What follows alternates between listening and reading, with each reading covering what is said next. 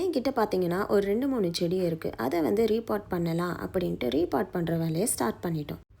இப்போ இந்த தண்டுக்கீரை பார்த்தீங்கன்னா எப்படி வந்துச்சுன்னா, நான் ஒரு நாள் 4, 5 தண்டு வச்சுருந்தேன். அதுலேருந்து ஒரு 2 தண்டில் மட்டும் சூப்பரான ஒரு இலைகளோட நல்ல ஒரு தண்டுக்கீரை கிடச்சிருக்கு.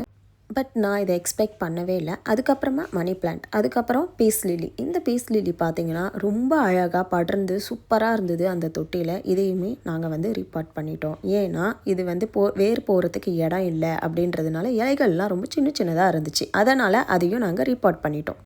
அண்ட் இந்த பீஸ் லில்லியை ரீபாட் பண்ணும்போது எங்களுக்கு ஒரு 4, 5 பீஸ் லில்லி கிடச்சிது.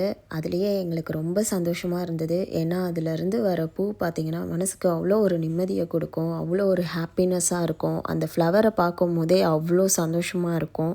ஸோ நீங்களும் வந்து பீஸ் லில்லி வாங்கி ட்ரை பண்ணி பாருங்கள், உங்களுக்கு எப்படி இருக்குன்றதையும் சொல்லுங்கள். அப்புறம் இந்த தண்டுக்கீரை, இந்த இலைகள்லாம் பார்த்திங்கன்னா அவ்வளோ சூப்பராக பெருசாக, எனக்கு இது சொல்கிறதுக்கு வார்த்தையே இல்லை, அந்த மாதிரி தான் இருந்துச்சு. அவ்வளோ சந்தோஷமாக இருந்துச்சு. எப்போவுமே இந்த செடி வளர்க்குற விஷயம் அப்படின்னு பார்த்திங்கன்னா நம்மளோட மைண்டை ரிலாக்ஸாகவே வச்சுருக்கோம். அதனாலேயோ என்னமோ செடி வளர்க்கணுன்னா எனக்கு அவ்வளோ பிடிக்கும், அவ்வளோ ஒரு ஹாப்பினஸ்ஸாக இருக்கும் எனக்கு செடி வளர்க்கணும் அப்படின்னாலே. எங்கள் வீட்டில் கூட நான் தான் ஃபஸ்ட்டு செடி வைக்கவே ஆரம்பித்தேன். இப்போ நிறைய செடி வந்திருக்கு. எங்களோட மாடியில் பார்த்திங்கன்னா ஃபுல்லாகவே செடி மட்டும்தான் இருக்கும்.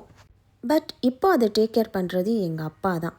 மாடி ஃபுல்லாகவே அவ்வளோ செடியாக இருக்கும். பார்க்கவே நல்லா க்ரீனிஷாக அழகாக சூப்பராக இருக்கும். காலையில் 6 மணிக்கு மாடிக்கு போனோன்னா அந்த ஃப்ளவர்ஸ், செம்பருத்தி, ரோஜா, மல்லி, முல்லை அப்படின்ட்டு அவ்வளோ அழகாக இருக்கும். ஆனால் அதுக்கப்புறம் போனோன்னா அது எல்லாமே சாமி ரூமில் தான் இருக்கும்.